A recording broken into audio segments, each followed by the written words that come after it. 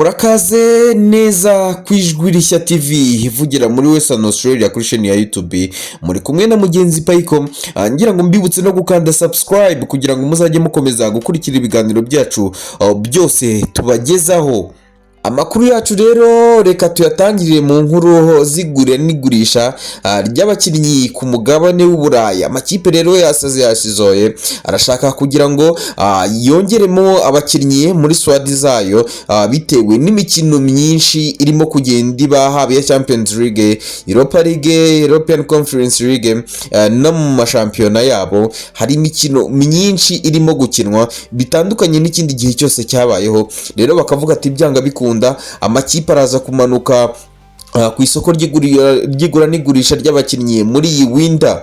Rero reka inkuru yacu tuyitangirire ku musore Dusan Vlahovic rero ni umwataka wa Juventus uherutse no gukubita Manchester City igitego. Dusan Vlahovic rero akomeje kunugwanugwa n'ikipe ya Arsenal n'ubundi yahoze kera imwifuza mbere yuko ajya mu ikipe ya Juventus. Arsenal rero nayo yasizoye ngira shaka umwataka muri uku kwa mbere kugira ngo izagumye guhangana n'andi makipe nka Chelsea na Liverpool nazo zirimo guhanganira igikombe. Rero Arsenal irimo kuvuga iti byanga bikunda uyu mwaka wa gatanu wa projet ya Arteta byanga bikunda nkuko bari barabiteguye ngo bagomba kugira igikombe bamanika.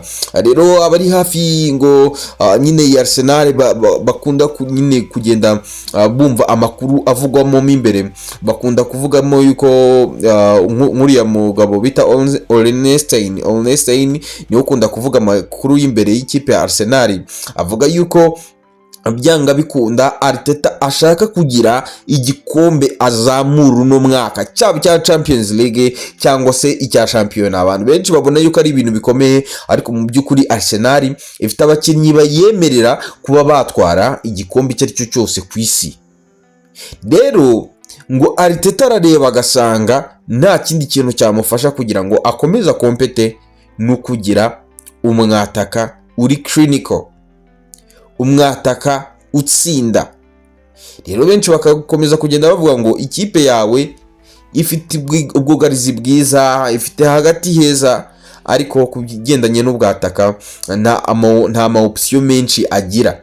Usanga afite umukinnyi nka Martinelli ushobora kuba wakiruka, ariko ubona ko adakinisha ubwenge bwinshi cyane, nta bitego atsinda.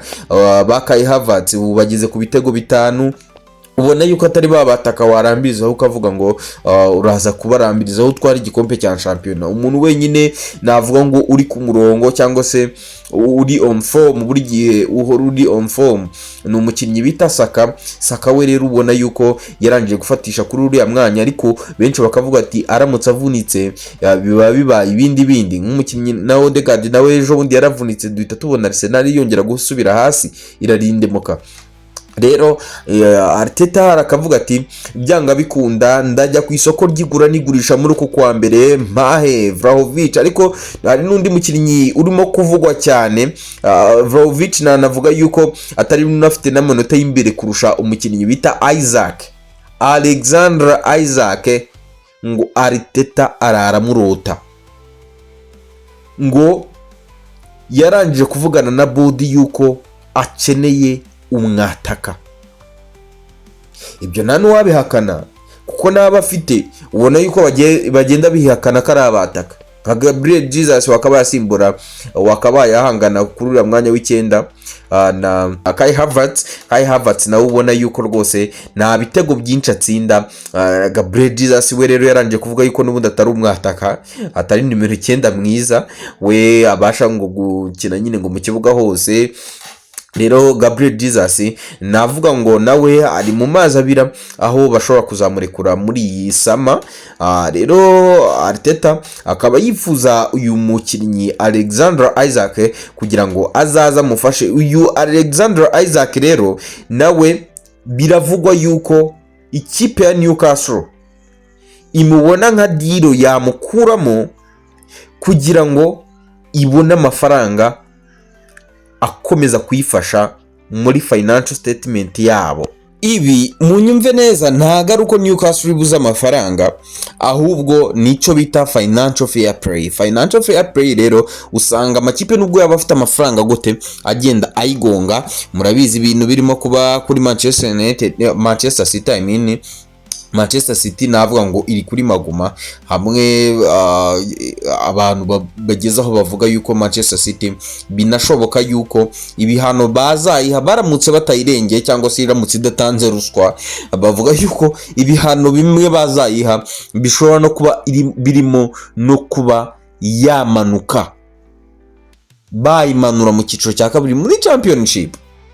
Birakomeye cyane.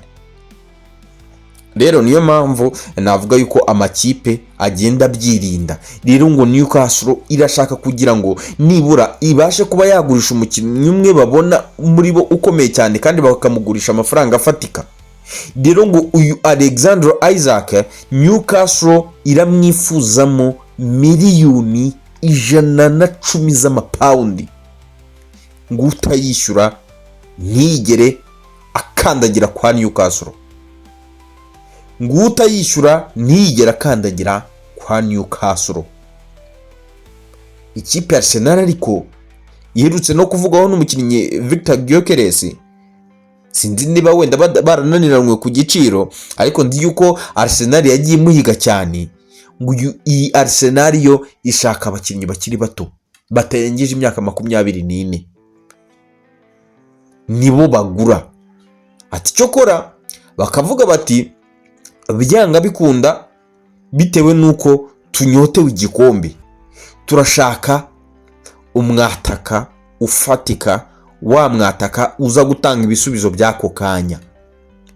Uwo mwataka rero nta wundi si yose irimo no kubona, amakipe yose ubona yuko hanze h'amaso ni umwataka Victor Gyökeres. Ariko nanone benshi bakomeje gutegereza ngo barebe neza niba yari forme yuko yarari kumwe n'umutoza Amorim, kuko kuva Amorim yagenda ikipe ya Sporting iri mu byago bikomeye cyane. Rero barashaka kureba, ubona yuko amakipe ntago yigeze navuga ngo yizera Victor Gyökeres nubwo yagiye yigaragaza ku mugabane w'Uburayi mu mikino ya Champions League, mu mikino y'ibihugu Nations League, muri shampiyona yabo. Ubona yuko iyaba ari abantu bamwizeye cyangwa se iyaba amakipe yaragiye amwizera bitewe n'igiciro bashyizeho, bitewe n'ukuntu yarimo kwitwara, Victor Gyökeres yakabaye yaraguzwe mu by'ukuri. Navuga yuko muri Europe kugeza ubu niwe ufite ibitego byinshi muri toute competition. Muri Europe niwe ufite ibitego byinshi, ariko abandi bakavuga ngo mu bintu bigendanye na economy muri iki gihe amakipe araza akareba umukinnyi imyaka afite. Kugeza ubu Gyökeres ari muri 27, ari mu myaka 27, kandi tuzi uburyo nk'ikipe za Chelsea zisinyisha, ziraza zikagusinyisha imyaka 9. Wafata se umukinnyi w'imyaka 27 ukamusinyisha imyaka 9?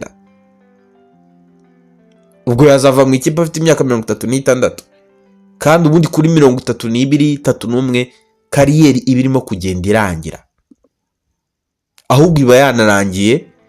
Gukina kuri level ya Premier League ufite imyaka 31 ntago babigikunda, biba bigoye.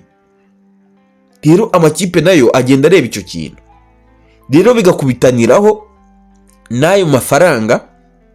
Ikipe nk'ikipe zo muri Portugal zizwiho ko zihenda ziho zirimo gusaba Victor Gyökeres, niba ku myaka ye barimo gusaba miliyoni 80, nubwo wenda barimo kuvuga yuko ikipe ya Sporting yemera kuba yamanura igiciro ikagenda ikakigeza kuri miliyoni hagati ya 50 na 60.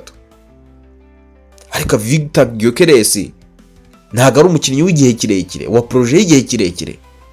Cyokora ni wa mukinnyi ushobora kuza akagufasha mu myaka 3, akaguha imyaka 3 myiza, ariko nawe ntago arakina kuri high level, ntago arakina muri shampiyona ikomeye n'imwe. Yego shampiyona ya Portugal nayo ntago yoroshye, ariko ntabwo turamubona muri za La Liga, ntabwo turamubona muri za Serie A, ntabwo turamubona muri za Premier League, za Bundesliga. Biragoye rero abenshi bagahita bavuga ati byanga bikunda Arsenal irashaka gufata umwataka warangije gukonvenka isi yuko ashoboye, warangije gukonvenka abafana yuko yashobora gukina muri Premier League.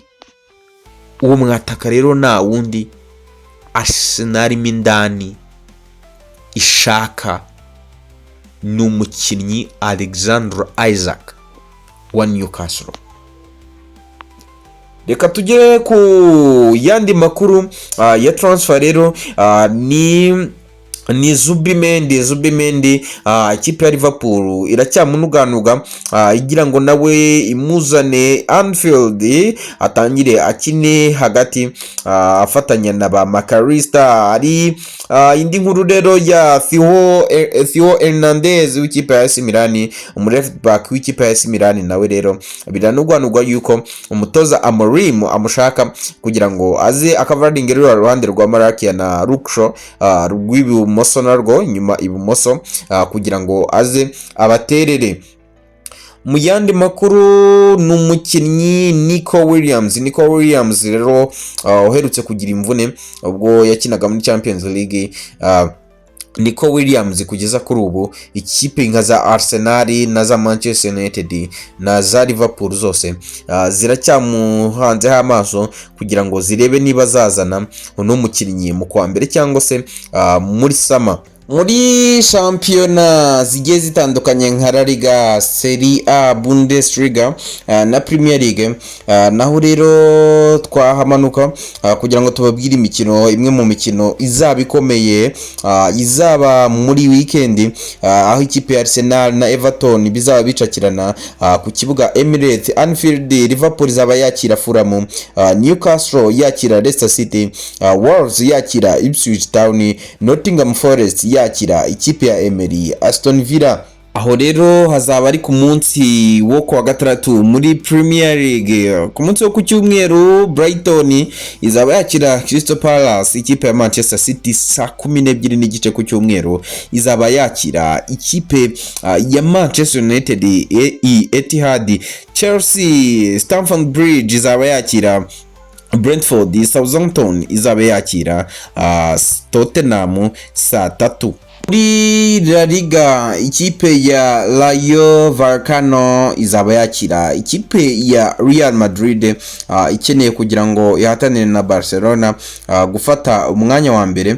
Bina likely yuko ikipe ya Real Madrid uko yagenda yongera amanota n'imikino y'ibirara nifite bishoboka yuko yazafata umwanya wa mbere. Espanyol izaba yakira ikipe ya Osasuna, Mallorca yakira Girona, Sevilla yakira ikipe ya Celta Vigo. Mu gihe ku munsi wo ku cyumweru n'ubundi muri La Liga, Atletico izaba yakira Getafe, Deportivo Alaves yakira Atletico Bilbao, Villarreal yakira Real Betis, Real Sociedad yakira Las Palmas.